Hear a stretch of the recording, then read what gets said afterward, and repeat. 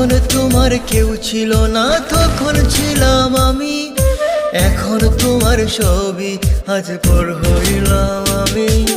যখন তোমার কেউ ছিল না তখন ছিলাম আমি, এখন তোমার ছবি আজ পর হইলাম আমি। আমার তুই বেঈমান বলে করলি অপমান, আসলে আমি